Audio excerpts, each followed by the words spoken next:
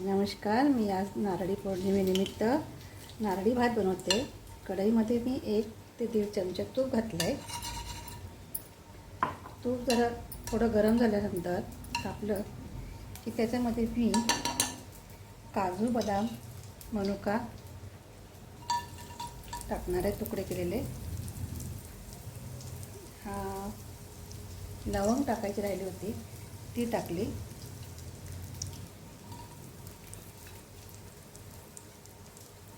तुपामध्ये काजू, बदाम याचे जे काप आहेत ते छानपैकी भाजून घ्यायचे.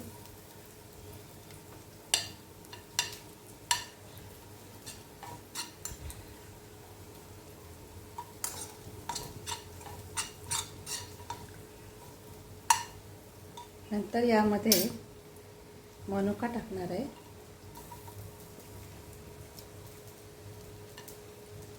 मनुका टाकून झाल्या खोबऱ्याचा जो किस केलेला आहे तो मी तुपात सोडणार आहे.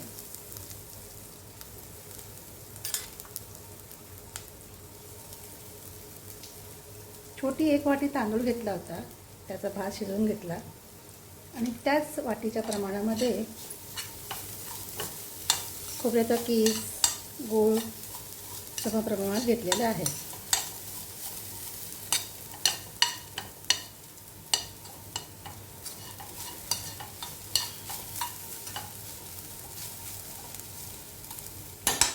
साईडला भजी पण टाकलेली आहे, त्याच्यामुळे त्याच्याकडे पण लक्ष द्यावं लागतं आहे.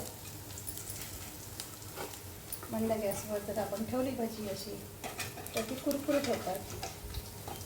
आज इथे मिरच्यांची भजी बनवलेली आहे मी.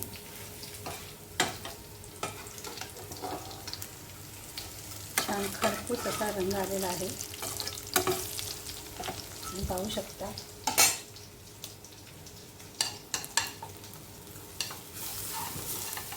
खोबऱ्याचा किस, मनुका, काजू बदामचे काप हे छान प्रकारे एकजीव झालेले आहेत. आता आपण गूळ टाकूया.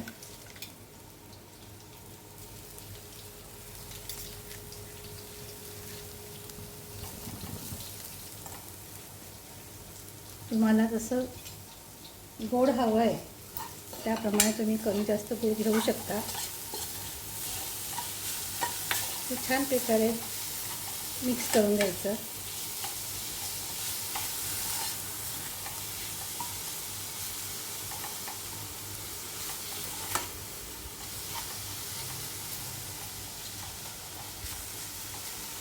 गूळ वितळल्यानंतर आपण जो भात शिजवून घेतला आहे, या ठिकाणी मी भात शिजवून घेतला आहे.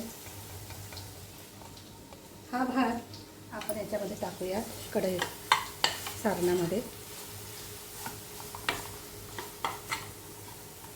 गूळ छान प्रकारे मेल्ट झालेला आहे आणि आता आपण हा जो भात आहे हा भात त्याच्यात सोडूया.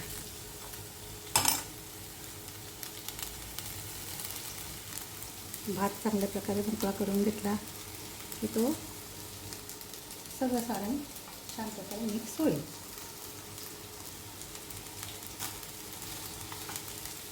मंद गॅसवर ही सगळं ही प्रक्रिया करायची आहे.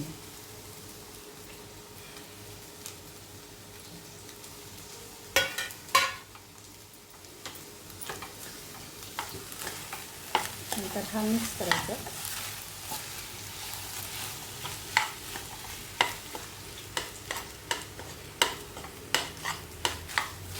चांगल्या प्रकारे एकजीव करून घ्यायचा.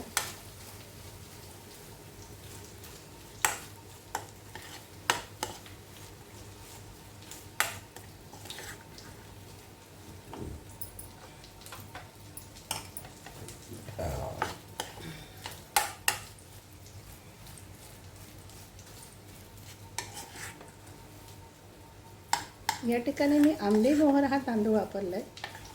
आंबे मोहरचा सुगंध छान येतो, खायला पण छान वाटतो.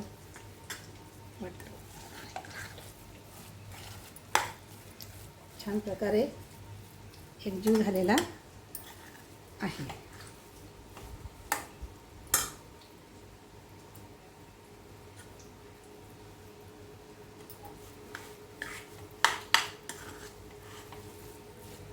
वाफ काढूया आणि आपला नारळी भात हा तयार. टाकूया.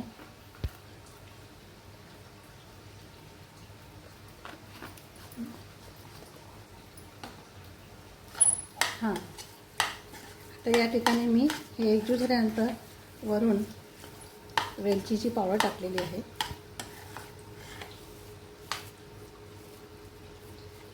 गुळाचे जे खडे असतील तर ते आपण असे मध्ये मध्ये प्रेस करून एकजीव करून घ्यायचे.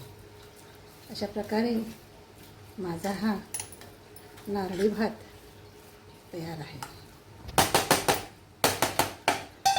एक वाफ दिली की माझा नारळी भात तयार.